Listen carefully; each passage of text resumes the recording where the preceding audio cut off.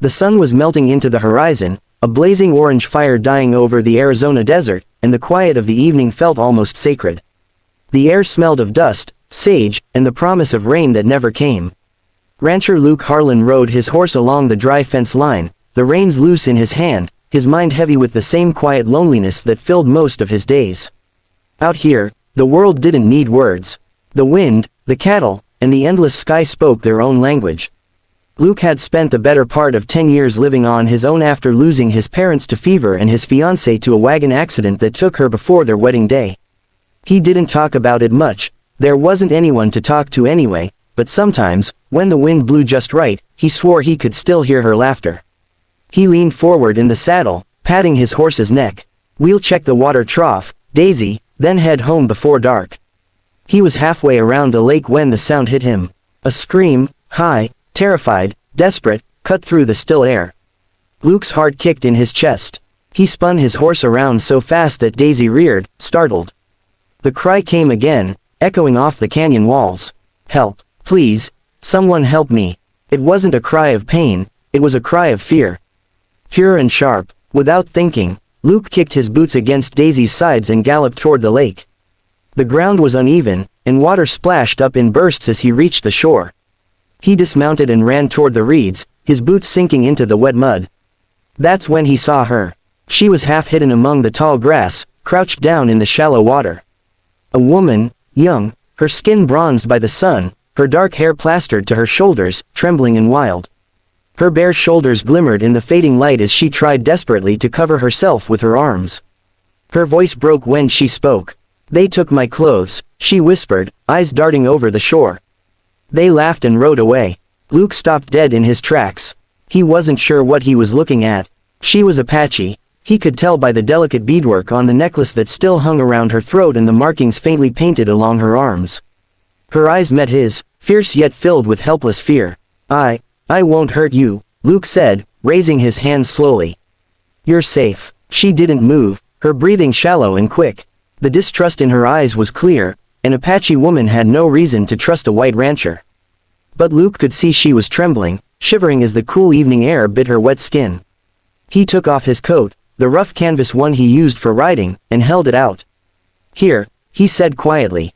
"Take it." She hesitated, studying his face as though searching for deception. Then, slowly, she took a step forward, never breaking eye contact. When her cold fingers brushed his as she took the coat, something in the air shifted, a strange awareness, alive and raw. She wrapped the coat around herself tightly, the hem nearly touching the ground. "Who did this to you?" Luke asked softly. Her voice trembled when she answered.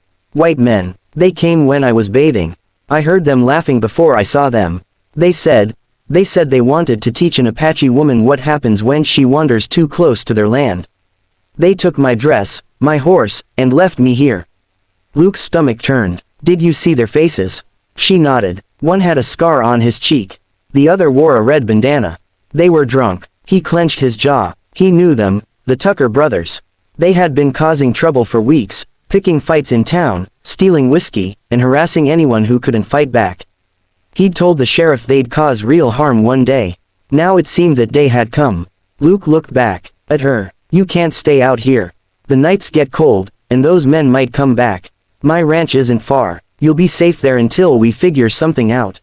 Her expression hardened. "Why would you help me?" He met her gaze squarely. "Because what they did is wrong.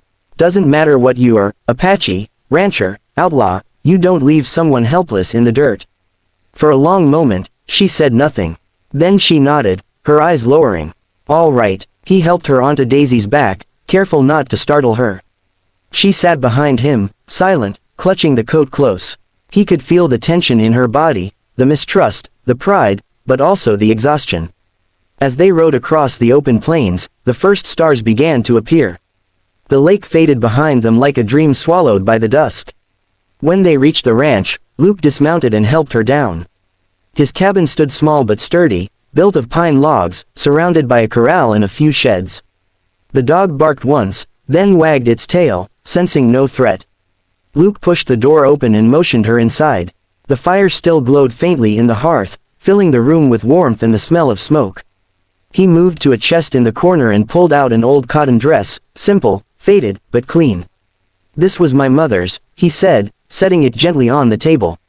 It should fit well enough. She touched the fabric as if it were something sacred. Thank you, she murmured. There's a wash basin in the back. I'll wait outside. When she emerged a few minutes later, wearing the dress, her hair still damp, she looked different, calmer somehow. She held herself with quiet dignity, even though the sleeves hung loose around her wrists.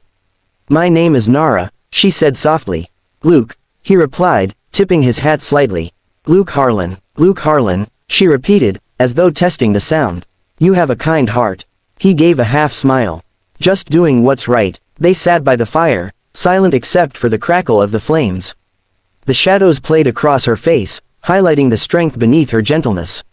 Luke found himself wondering how someone so young had ended up alone at the lake. You live here by yourself? She asked finally. Yeah, just me and the cattle. She nodded slowly. Solitude makes you listen to the land. He glanced at her, surprised by the depth in her tone. You speak English well. My mother wanted me to learn, she said. She said if you understand your enemy's tongue, you can understand their heart. I'm not your enemy, he said quietly. She looked into his eyes for a long moment. I know. Later, when the fire burned low and the crickets began their steady chorus outside, Luke rose and went to the window. The moonlight poured across the land like silver water. Somewhere out there, those men were laughing around their campfire, thinking they'd humiliated an Apache woman and no one would care. But Luke cared. He turned to see Nara asleep by the fire, wrapped in a blanket, her face peaceful at last. Something stirred in him, a protective instinct he hadn't felt in years. She had come into his life like a flash of lightning, sudden and wild, and now he couldn't shake the feeling that everything was about to change. He leaned his rifle against the wall and sat by the window, watching the desert under moonlight. The night was calm again, but his heart wasn't. Somewhere in the darkness, an owl hooted, and Luke whispered to himself, whoever you are, Nara, I reckon fate's got a reason for bringing you here. He didn't know that those words would turn out true, that the cry for help he'd heard that evening would become the moment that changed both their lives forever. The first light of morning crept over the horizon, touching the edges of the hills with gold. The smell of damp earth and wood smoke filled the small cabin. Luke was already outside, chopping firewood, the rhythmic thud of his axe echoing in the crisp air. Inside, Nara stood near the door, wrapped in a wool blanket, watching him silently through the window. There was something grounding about him, the steady way he worked, the calm strength in his movements. It made her feel safer than she had since that terrible moment by the lake.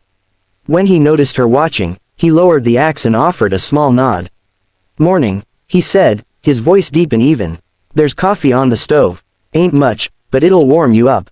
She stepped out carefully, the blanket draped over her shoulders, her bare feet brushing against the cool dirt. I don't drink coffee, she said quietly, but I like the smell. Luke smiled faintly. Can't start a day without it. For a few minutes, they stood in silence, the desert around them awakening with the sounds of distant birds. Nara's gaze followed the horizon, the endless stretch of red earth and blue sky. They'll come back, she said suddenly. Those men, they don't let go easily. Luke leaned on the axe handle, his jaw tightening. Then we'll be ready. He meant it, though the thought of violence made his stomach twist. He'd buried too many friends over foolish fights, but this felt different. What they'd done to her, what they tried to do, wasn't just cruelty. It was evil. Over the next few days, Nara began to move around the ranch as though she'd always belonged there. She helped feed the horses, fetched water, and even repaired a broken fence post with nimble hands that surprised him. Luke hadn't realized how quiet his life had been until she filled it with her presence. Her laughter was rare but soft and real when it came, and the way she spoke to the land, with respect, with knowing, made him see his world through different eyes. At night, they sat by the fire, sharing stories in low voices. Luke told her about losing his parents to fever when he was a boy, about the years he spent drifting before he built this ranch with his bare hands. She listened intently, her dark eyes reflecting the flames. When she spoke, her voice carried the sorrow of generations. My people once roamed all this land, she said. My father told me the earth remembers our footsteps. But now soldiers build fences, and the rivers we once called sacred are watched by men with guns. We are strangers in our own home. Luke's throat tightened. I'm sorry, Nara, I reckon folks like me, my kind, didn't do right by yours. She looked at him, not with anger but with understanding. You didn't do it, The world did. You're trying to make peace with it. He nodded slowly. Maybe I am. The connection between them grew quietly, like a seed taking root in dry soil. Luke found himself watching her more than he meant to, the way the wind caught her hair, the way her laughter softened the hard edges of the ranch. But he also saw the shadows in her eyes, the nights she woke from sleep trembling, whispering prayers in Apache. One evening, as the sun sank low, painting the sky in shades of pink and crimson, Luke found her by the corral, staring at the distant ridge. "What is it?" he asked, coming up beside her. "Smoke," she said softly. "Too dark for a campfire." He followed her gaze. A column of black smoke rose far beyond the river bend. His chest tightened. "You think it's them?" She didn't answer, but her eyes said enough. That night, Luke cleaned his rifle and checked the bullets twice. Nara helped, her fingers steady. When she lifted the rifle to her shoulder, Luke was surprised by how natural it looked in her hands. "You ever shoot before?" he asked. She nodded once. "My father taught me," he said. "A woman must know how to protect her spirit." "Then your father was a wise man." She met his eyes. "He died because he believed in mercy. The soldiers came to our camp. He offered them food. They shot him anyway." Luke's heart ached at the quiet way she said it, the way pain had become just another part of her story. "I'm sorry, Nara," he murmured. "Don't be," she replied. "You didn't pull the trigger." By dawn, the air was thick with tension. Luke saddled his horse, eyes scanning the ridge for movement. He didn't have to wait long. 3 figures on horseback appeared in the distance, dust rising behind them like a trail of smoke. "Stay inside," he told her. She gave him a look that could have cut steel. No, he didn't argue. Something in her stance told him she wasn't afraid anymore. As the riders drew closer, Luke recognized them, the Tucker brothers. The scarred one, the one she had described, wore a sneer that made Luke's blood boil. "Well, look who's playing savior," the man called, grinning. "Didn't know you had a taste for Apache women, Harlan." Luke didn't move. "You got one chance to turn around and forget this ever happened." The man with the red bandana spat on the ground. "Or what?" Luke's voice dropped low. "Or I bury you where you stand." For a moment, no one breathed. The scarred man laughed, a hard, ugly sound. Big talk for a rancher. But before he could reach for his gun, a rifle cracked. The sound echoed across the plains, sharp as lightning. The bullet struck the dirt inches from his boot. All eyes turned to Nara, standing beside Luke, rifle steady, her face calm. Her voice was cold as stone. "Next shot won't miss." The men froze, the bravado fading from their faces. The scarred one glared, his jaw tightening. "You'll regret this," he spat, then yanked his reins. Within seconds, the 3 of them were galloping away, dust trailing behind like ghosts fleeing daylight.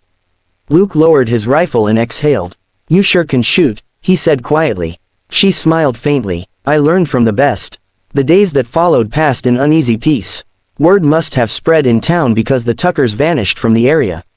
Nara stayed on, helping with the ranch, cooking simple meals, laughing more freely. She still spoke to the land in her language when she thought he wasn't listening, soft words carried on the wind like prayer. One evening, they sat on the porch watching the sun sink behind the hills. Luke handed her a tin cup of water, and for a while, they just listened to the sounds of crickets and cattle. "You ever think about leaving?" he asked. She shook her head. "Where would I go? My people are scattered. The only home I've found lately is here."